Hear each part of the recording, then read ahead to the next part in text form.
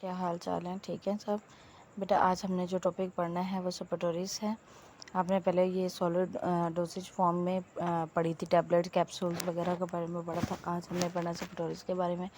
ये भी solid form की क्या है, सॉलिड डोसेज फॉर्म की किस्म है, जिसमें क्या होता है, ये आपकी बॉडी के पार्ट्स के अंदर क्या की जाती है, इंजेक्ट की जाती है, जो कि आपकी बॉडी को क्या करती है, डायरेक्ट रिलीफ देती है। जैसे कि अगर इसकी डेफिनेशन पढ़े, suppositories are the solid dosage form of the medicament intended for the insertion into the body cavity other than mouth, मतलब माउथ के अलावा बाकी और भी कैविटीज़ के ज़रिए आपकी बॉडी में एंटर की जाती है। They may be insert into the rectum, vagina और द यूरेथ्रा। ये रेक्टम, वेजिना और यूरेथ्रा के थ्रू आपकी बॉडी में क्या की जाती है, एंटर की जाती है। वेस्ट सपोटोरीज सॉफ्टन और melt at a body temperature which release the medicine and the exerted local and the systematic action. जब ये आपकी बॉडी में एंटर की जाती हैं तो ये वहाँ पर क्या होती हैं, मेल्ट होती हैं, और ये बॉडी टेम्परेचर में ही मेल्ट होती हैं और आपकी बॉडी में क्या हो जाती हैं, रिलीज होके आपके ब्लड स्ट्रीम में मिक्स हो जाती हैं। ठीक है। Suppositories are vary shape, size and the weight. इनके साइज, शेप और वेट में क्या होगा, डिफरेंस पाया जाएगा।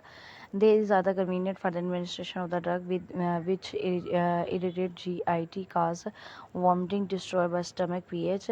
और ये आपके लिए बहुत ज़्यादा आसान, मतलब आपके लिए बहुत ही ज़्यादा क्या होंगी, कन्वीनियंट होंगी, इन द सेंस दैट कुछ इस तरह की मेडिसिन होती हैं जो कि पेशेंट क्या कहते हैं, स्वेलो करते हैं। कुछ इस तरह की होती हैं जो कि पानी के साथ लेते हैं और कुछ निगलते हैं। ठीक है। तो ये क्या होंगी, आपको इरिटेशन से बचाएंगी एक तो, और दूसरी बात ये कि आपकी जो स्टमक है उसका पीएच लेवल जो है उसे डिस्ट्रॉय होने से और वॉमिटिंग से क्या करेंगी, बचाएंगी आपको। Easily administer to the children, old people and the unconscious patient. और ये अनकॉन्शियस जो पेशेंट्स हैं उनको देने में भी क्या करेगी, आपको काफ़ी मदद देगी। Suppositories use for the local action, rectal relief, constipation, vaginal, antibacterial, local anaesthetic और एनाल्गेसिक।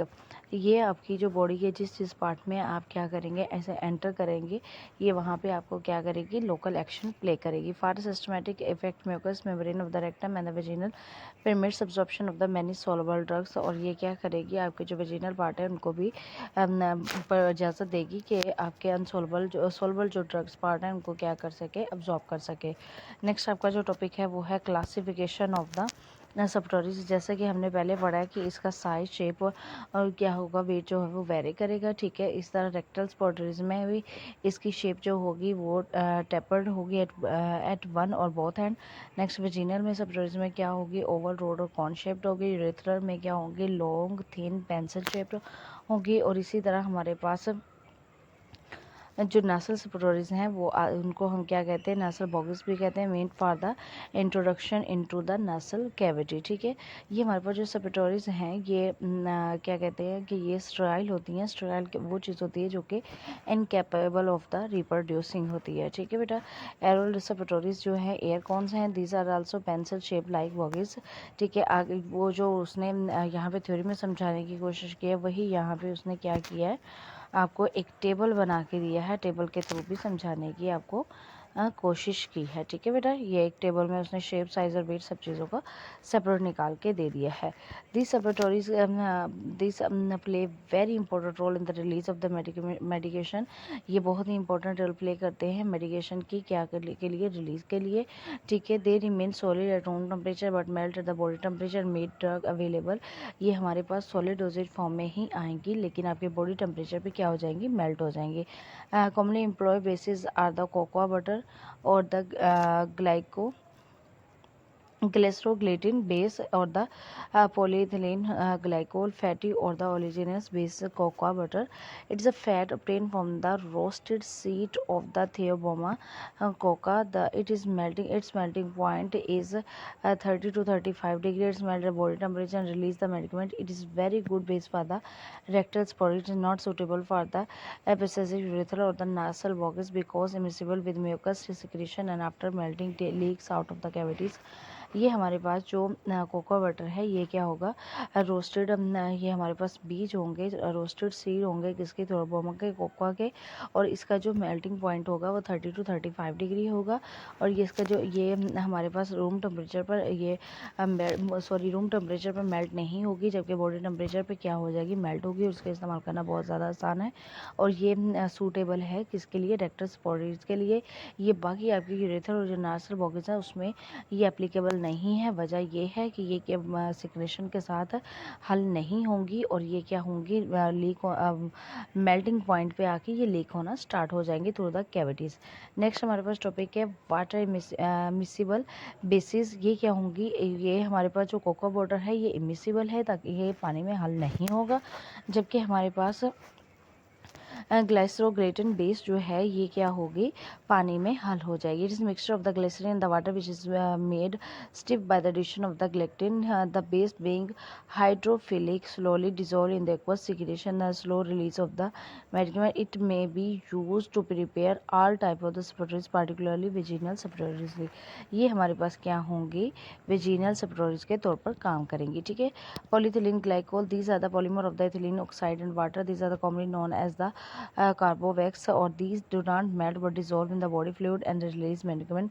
हमारे पास जो यहाँ पे ये सॉलिडोसिस फॉर्म मौजूद होगी, जो कि पॉलीथिलीन ग्लाइकोल है, ये पानी के साथ हल होके बनेगी, एथिलीन ऑक्साइड और वाटर के साथ मिलकर बनेगी। और दूसरी बात ये हमारे पास है कि ये इसको हम कार्बोवैक्स भी कहते हैं, और ये क्या होगी, ये बॉडी टेम्परेचर पर मेल्ट नहीं होगी, लेकिन ये काम मेडिसिमेंट का ही करेगी। ठीक है बेटा, ये था आपका सप्टोरिज वाला टॉपिक। अब यहाँ पे हमारे पास वो सारी हमने जो पढ़ी थी वो सॉलिड डोजेज फॉर्म थी। ये हमारे पास कुछ सेमी सॉलिड डोजेज फॉर्म आ गए। इसमें सबसे पहले हमारे पास ऑइंटमेंट्स आएंगे। ऑइंटमेंट्स क्या होते हैं, मरहम होती है। ठीक है, ointment soft and the greasy semi solid preparation intended for the application on the skin और द म्यूकस मेम्ब्रेन। हमारे पास ऑइंटमेंट जो है हम स्किन मेम्ब्रेन के ऊपर अप्लाई करते हैं। टाइप्स के कैसी है, मेडिकल है, नॉन मेडिकल है। Medical content medical dissolve suspended और the emulsified in the base, or non-medical use are the vehicle for the preparation of the medicament ointment or can be used for their emollient and the protective action to the skin। हमारे पास जो medical है इसमें क्या होगा, medical चीज़ें पाई जाएंगी, suspended emulsified drugs इसमें मौजूद होंगे, जबकि नॉन जो मेडिकेटेड होंगी एक व्हीकल का काम करेंगी for the preparation of the medical ornament का। ठीक है, ये एक सोर्स का काम करेंगी। ठीक है, नेक्स्ट हमारे पास है क्लासिफिकेशन। क्लासिफिकेशन है oleaginous bases, absorption bases, emulsion bases. हमारे पास ओलिजिनस जो बेसिस है, this bases consist of the water in soluble hydrophobic oils and the fat. The most important are the hydrocarbon, petrolatum, liquid paraffin. और हमारे पास this bases are the greasy and difficult to remove from the skin, this prevent drainage on oozing areas and the evaporation of the continuous secretion. हमारे पास ये जो हमारे ओरिजिनियस basis मौजूद हैं ये क्या है, वाटर में इनसॉल्युबल है। ठीक है, ये हाइड्रोफोबिक है, मतलब इसमें ऑयल और फैट पाया जाएगा। ऑयल और फैट वाटर में हल नहीं होता। ठीक है, इनको हम क्या कहेंगे, ये बहुत इंपॉर्टेंट हाइड्रोकार्बन है हमारे पास। ठीक है, और ये बहुत ही ग्रीसी होती हैं और इनको स्किन से उतारना बहुत मुश्किल होता है। Absorption bases, the term absorption is used to show the hydrophilic character of the base. हमारे पास दे absorb large amount of the water but still retain their ornament like consistency। wool fat obtained from the wool of the sheep, hydrous wool fat or the bee wax is obtained from the honeybee comb of the bees। हमारे पास absorption जो basis हैं वो hydrophilic होती हैं। ठीक है, ये अपने अंदर बहुत ज़्यादा पानी की मिकदार को क्या कर सकती हैं, अब्जॉर्ब कर सकती हैं, जिसमें हमारे पास वूल फैट आएगा, हाइड्रस वूल आएगी और बी वैक्स आएगी। नेक्स्ट हमारे पास है emulsion bases, these are the semi solar emulsion, these are two type of the O by W and W by O। The additional amount of the water can be incorporated in both type. These bases contain water, both water soluble and water insoluble component. हमारे पास जो emulsion basis आ गई, हमने पीछे emulsions के बारे में पढ़ा था, आप वहाँ से भी वो निकाल के सुन सकते हैं, मैंने आपको वो भी रिकॉर्ड करके भेजा है। तो हमारे पास इमल्शन जो है वो सेमी सॉलिड्स होती हैं। ठीक है, और हमारे पास ये दो तरह की मौजूद होंगी, एक हमारे पास क्या होगी, सोल्युबल होगी, और दूसरी हमारे पास इनसॉल्युबल कंपोनेंट्स वाली होगी। The emulsifiers and become of their surface active property and may accelerate contact between the medicine and the skin. और जो ये हमारे पास एमल्सिफायर है, ये इनकी प्रेजेंस जो है वो क्या करेगी, रोल प्ले करेगी हमारे ये जो ऑइंटमेंट है उसके और स्किन के दरमियान कॉन्टैक्ट बनाने के लिए। Hydrophilic ointment, rose water ointment and the vanishing cream. उससे हमें यहाँ पे कुछ हाइड्रोफिलिक जो है ऑइंटमेंट का बताया, एक रोज़ वाटर है हमारे पास और दूसरा हमारे पास क्या है, वैनिशिंग क्रीम है। नेक्स्ट हमारे पास है water soluble bases, this contain only the water soluble ingredient but not the greasy substance, so also known as the greaseless bases. This are the water washable polyethylene glycol. Certain other substances that are used as the water soluble bases include ट्रेगनथे और the ग्लेटन pectin cellulose derivatives. हमारे पास कुछ water सोलबल्स भी हैं जो कि क्या है हमारे पास, इसको ग्रीसलेस भी कहते हैं और इसमें क्या होगा, वाटर होगा, ये washable, these are the water washable. ठीक है। नेक्स्ट हमारे पास एडिटिव इनमें आ जाते हैं ऑइंटमेंट में, preservative bases having high water content support the microbial growth as compare to the long having no water, so preservative such as the methyl paraben और the propyl paraben benzoic acid may be incorporated if they are intended to be stored for a long time. हमारे पास कुछ इस तरह की भी ointment मौजूद होंगी जिनको हम लंबे अरसे के लिए स्टोर करना चाहते हैं। उनमें जो अगर उनमें पानी की कमी होगी तो उनके ऊपर माइक्रोब्स बनना शुरू हो जाएंगे, उनकी ग्रोथ शुरू हो जाएगी। लेकिन अगर उसमें पानी ज़्यादा होगा तो वो इसको बचाने में क्या करेगा, मदद देगा। ठीक है। अब हमारे पास कुछ आगे प्रिपरेशन है, ट्रिटरेशन मेथड और the fusion method. Packaging should be packed in the well and the close container. हमारे पास जो यहाँ पर मौजूद है ये ऑइंटमेंट है, इनको पैक होना चाहिए, अच्छे से पैक्ड होना चाहिए और क्लोज कंटेनर में होने चाहिए ताकि एयर टाइट हों। These are the packing in the ointment jars and the collapsible tubes और should be also pack that they are no air spaces in the container.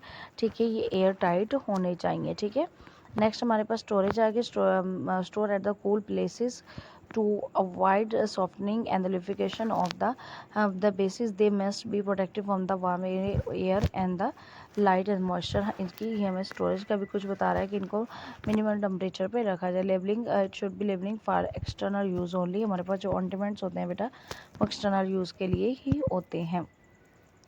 Ophthalmic ointments are the sterile dispersion of the medicine in the base meant for the application into the eye. They should be sterile and free from the irritation. This base is selective for the eye, must be non-irritating and permit the diffusion of the drug throughout the secretion of the eye and must melt close to the body temperature. The preparation must be carried out under the aseptic condition. हमारे पास जो ऑप्थेलिक ointments हैं इनको इस्तेमाल किया जाता है eyes के लिए भी, जो कि ये इरिटेशन नहीं करते और ये जो हमारी जो आँख में माइक्रोब्स होते हैं उनको भी क्या करते हैं, सिक्रेशन के थ्रू आउट कर देते हैं। ठीक है। और ये हमारे पास ये हमें इरिटेशन से हमारी आइज़ को फ्री करते हैं और ये हमारे पास इसको इस्तेमाल किया जाता है एस्पेटिक कंडीशन के अंडर इस्तेमाल किया जाता है। नेक्स्ट हमारे पास जो टॉपिक है वो है क्रीम का। जैसे कि हमारे पास ऑइंटमेंट है, सेम उसी तरह हमारे पास क्रीम है। Creams are the non-greasy viscous liquid or the semi-liquid preparation